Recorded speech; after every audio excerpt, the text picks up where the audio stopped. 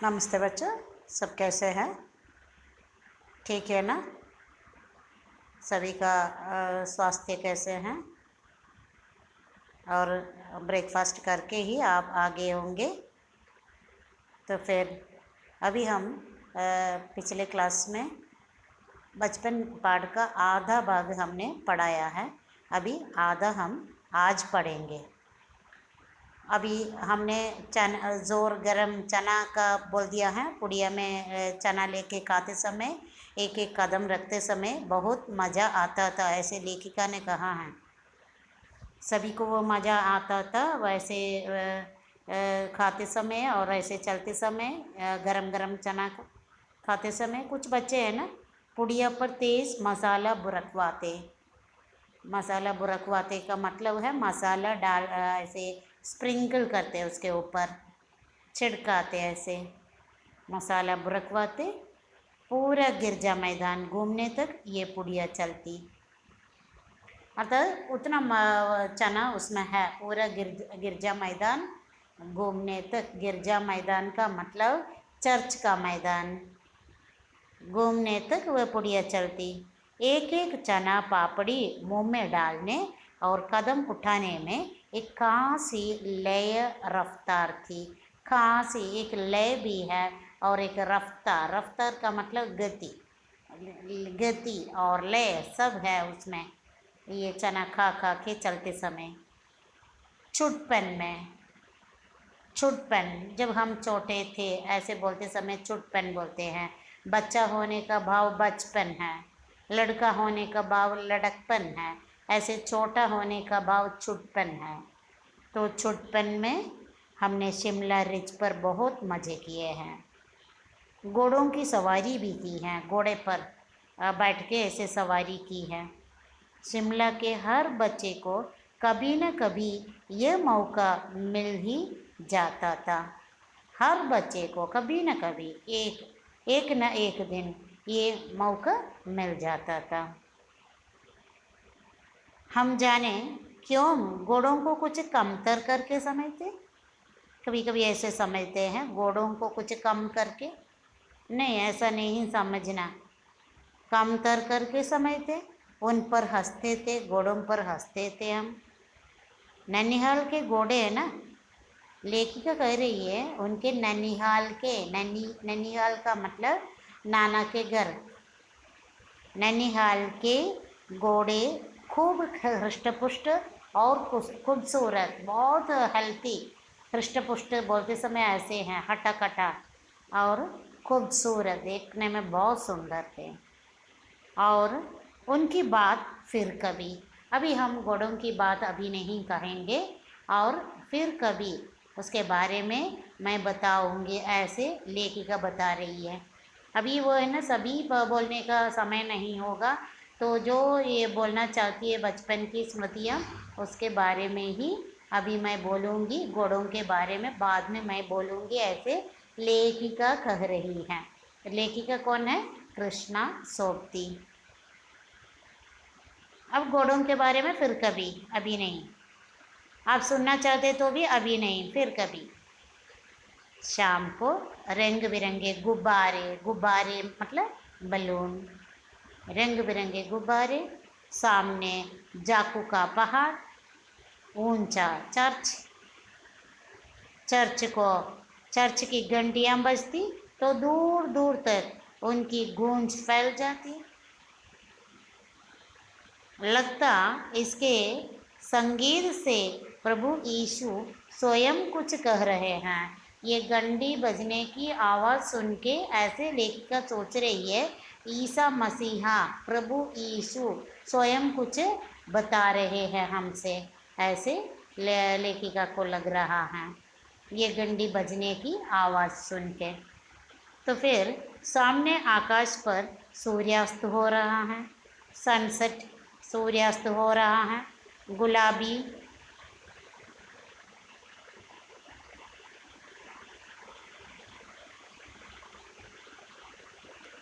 सामने आकाश पर सूर्यास्त हो रहा है, गुलाबी, सुनहरी धारियाँ नीले आसमान पर फैल रही हैं, नीले आसमान पर फैल रही है। दूर दूर फैले पहाड़ों के मुखड़े गहराने लगे और देखते देखते बत्तियां टिमटिमाने लगी। बत्तियां टिमटिमाने लगी अर्थात सूर्यास्त हो गया, तो फिर हर जगह हम दिया जलाते हैं और फिर वह ट्यूबलाइट बल्ब सभी लगाते हैं।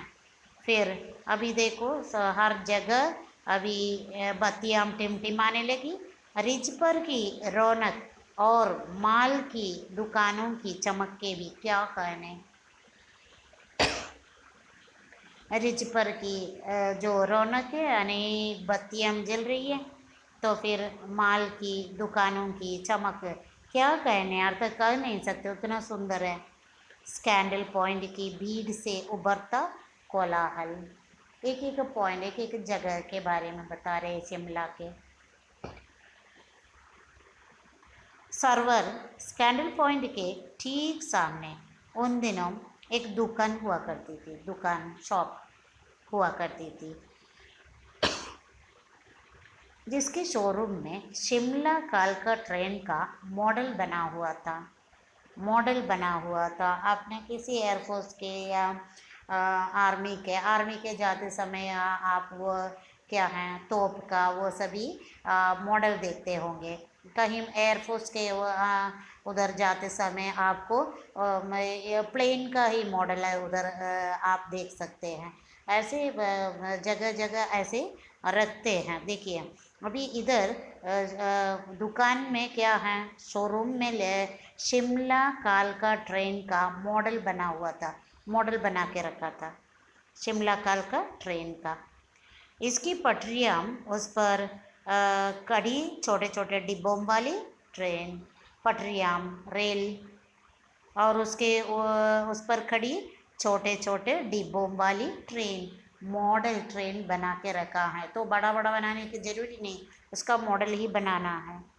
तो फिर एक और लाल टीन की छत वाला स्टेशन और हाँ सामने सिग्नल देता खंबा और थोड़ी थोड़ी दूर पर बनी सुरंगें टनल, थोड़ी थोड़ी दूर पर बनी सुरंगें हैं। अर्थात वो क्या क्या है, रेल है, रेल की पटरियां हैं और फिर उसमें छोटे छोटे डिब्बों वाली ट्रेन का मॉडल बना के रखा है। एक और लाल टीन की छत वाला स्टेशन है और फिर सामने सिग्नल देता खंबा, खंबा मीन्स पोस्ट है और फिर वह थोड़ी थोड़ी दूर पर बनी सुरंगें, थोड़ी थोड़ी दूर पर बनी सुरंगें हैं। अभी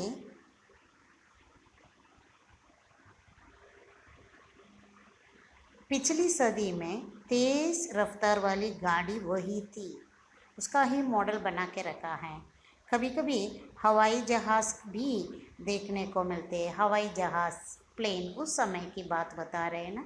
कभी कभी हवाई जहाज़ भी देखने को मिलते, हवाई जहाज़, और उसमें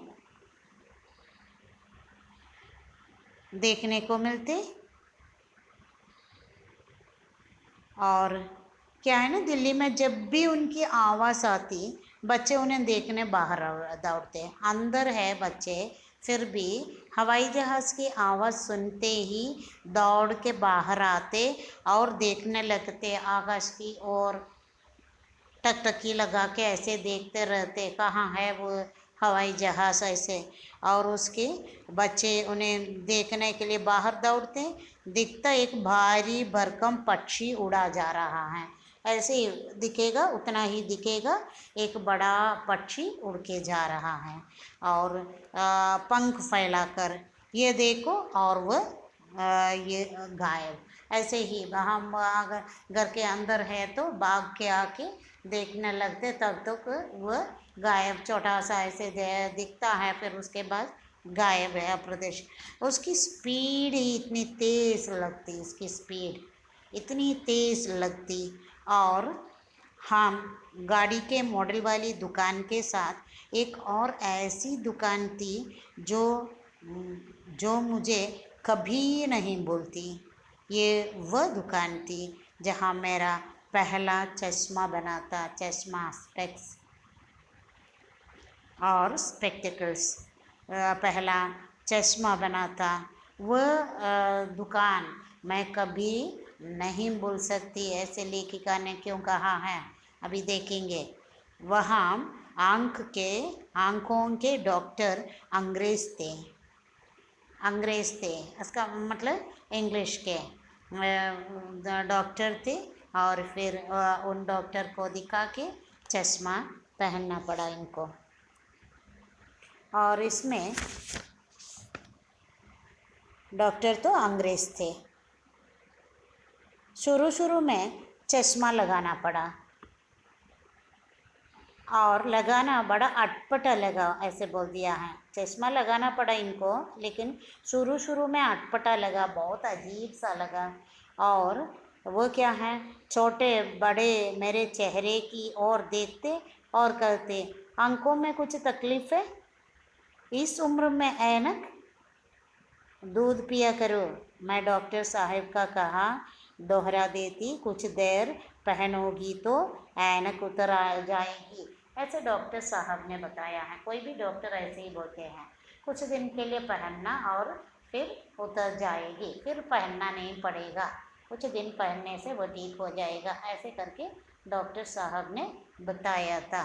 तो जो भी इनको देखते ऐसे पूछते, इस उम्र में ऐनक, ऐसा करके पूछते हैं। तो फिर क्या वो पूछते हैं, आंखों में कुछ तकलीफ़ है, क्यों चश्मा पहना है, ऐसे करके। तो ये सभी सुन के फिर वो डॉक्टर साहब को ऐसे सांत्वना देने के लिए डॉक्टर साहब ऐसे कहते हैं कि कुछ दिन पहनो, तो फिर वो उसके बाद वो उतर सकते हैं, ऐसे। वैसे डॉक्टर साहब ने पूरा आश्वासन दिया था, लेकिन चश्मा तो अब तक नहीं उतरा। पहनते समय लेखिका ने भी सोचा कुछ दिन पहन के फिर उतार सकते हैं, नहीं, नंबर बस कम होता रहा। मैं अपने आप इसकी जिम्मेवार हूँ। जिम्मेवार का मतलब रिस्पॉन्सिबल। इसमें इसका नंबर क्यों कम हो गया, ऐसे नंबर कम होता रहा। फिर इसके खुद को जिम्मेवार महसूस करके वो बोल रही है, जब आप दिन की रोशनी छोड़कर रात में टेबल लैम्प के सामने काम करेगी तो इसके अलावा और क्या होगा। लेखिका ने खुद बताया कि दिन की रोशनी को छोड़कर वह रात को टेबल लैम्प के सामने बैठ के लिखती थी, पढ़ती थी, देर रात तक यही काम होती थी।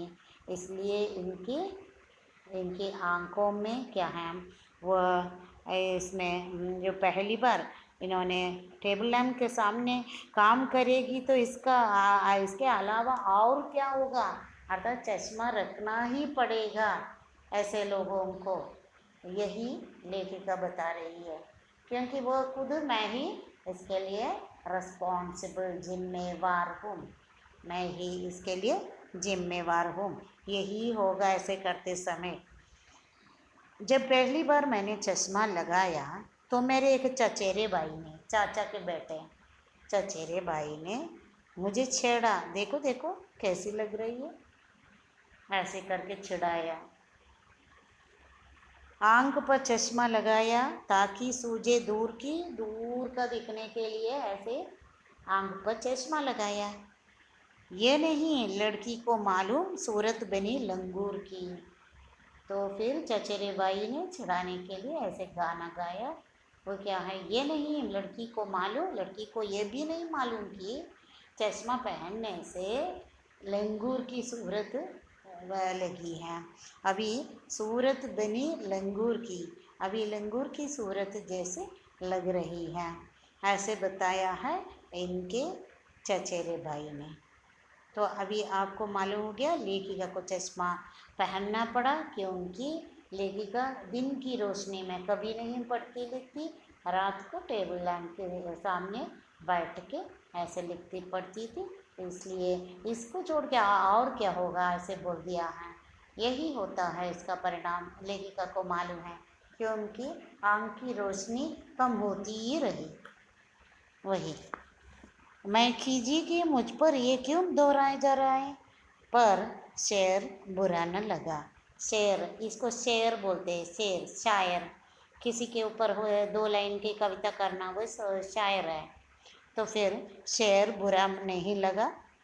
जब ये जब वह चाय पी कर चले गए तो मैं अपने कमरे में जाकर आईने के सामने खड़ी हो गई।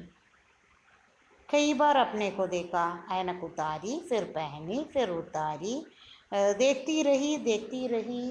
तो नया कपड़ा पहनते समय भी है, जब घर में लेके आते तो फिर उसके बाद यही एक बार पहन के देखा, फिर उतारा, फिर पहन के देखा, ऐसे होगा। तो ये क्या है, एक बार पहन के देखा और आईने में देखा, फिर वो निकाल के रखा, फिर पहना, फिर निकाला, ऐसे बहुत बार ऐसे किया है। फिर पहनी, फिर उतारी, देखती रही, सूरत बनी लंगूर की। ये सुन के है ना, मन में वही है, सूरत बनी लंगूर, लंगूर मंकी देखा होगा, उसके जैसे सूरत लग रही है, ऐसे बोल दिया है, सूरत बनी लंगूर की। ऐसे नहीं नहीं नहीं, लेखिका चश्मा पहन के आईने में देखते समय लेखिका के मन में ऐसे नहीं नहीं नहीं, लंगूर की सूरत नहीं। फिर देखते समय ऐसा लगा, हाँ हाँ हाँ, लंगूर की सूरत ही है। अर्थात इनको भी लग रहा है ऐसे लंगूर की सूरत है करके, नहीं नहीं नहीं, हाँ हाँ हाँ ऐसे। मैंने अपने छोटे भाई को टोपा उठाकर उनका छोटे भाई का टोपा उठाकर सर पर रखा। कुछ अजीब लगा, अजीब, अच्छा भी और मजाकिया भी। अच्छा भी वो ऐसा अजीब लगा बोल दिया है उसका, अच्छा भी है और वो देखने में अच्छा भी है, और मजाकिया कोई लोग देखे तो है ना, वो देख के हंसेंगे भी, ऐसे मजाकिया भी। तब की बात थी, अब तो चेहरे के साथ घुल मिल गया है। ये लंगूर की सूरत सुन के वो बुरा लगना, आईने के सामने खड़े होके देखना, उतार के देखना, पहन के देखना, वो सभी है ना, उस समय की बात है। अभी तो चेहरे पर घुल मिल गया है, घुल मिल गया है, हमेशा चश्मा चेहरे पर ही है। डॉक्टर ने जो बताया है, कुछ दिन पहनोगे तो फिर ऐसे चश्मा उतर जाएगी, ऐसे उतरा भी नहीं है। तो फिर मैंने अपने छोटे भाई का टोपा उठाकर सिर पर रखा। कुछ अजीब लगा और अच्छा भी और मजाकिया भी। तब की बात थी, अब भी चेहरे के साथ घुल मिल गया है चश्मा। अब जब कभी उतरा हुआ होता है तो चेहरा काली खाली लगने लगता है।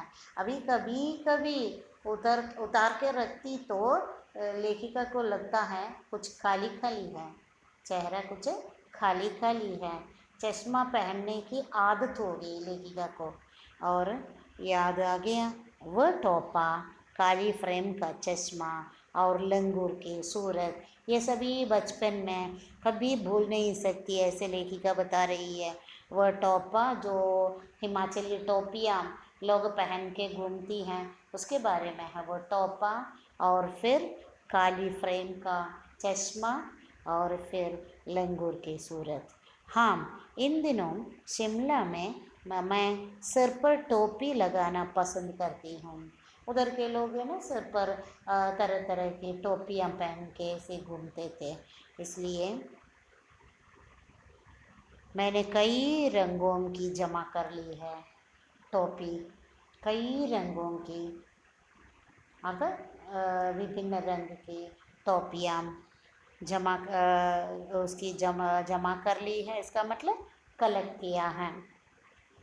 कहाँ दुपट्टों का ओढ़ना और कहाँ सहज सहल सुबीते वाली हिमाचली टोपियाँ। तो दुपट्टों का ओढ़ना कहाँ, और फिर कहाँ हिमाचली टोपियाँ पहनना। अब हिमाचली टोपियाँ पहनते समय बहुत अच्छा लगता था, वही लेखिका बता रही थी। तो फिर उन्होंने बहुत बताया है बचपन में वे कैसे कैसे कपड़े पहनते थे।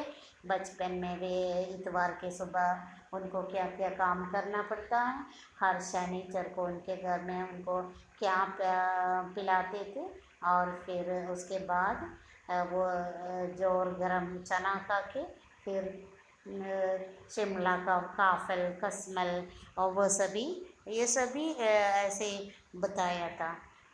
और फिर गिरजा मैदान के बारे में बताया है। और फिर चश्मा पहनने पर लंगूर की सूरत करके बता के वो लेखिका के चचेरे भाई ने इनको चिढ़ाया था, वो भी कभी नहीं भूल सकती। और इस प्रकार तो बचपन की स्मृतियों को फिर से याद करके बोलना, वो संस्मरण है। बचपन हमारा संस्मरण है।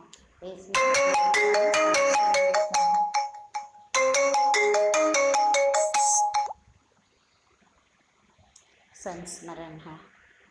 तो हमारा पाठ अभी समाप्त होते हैं।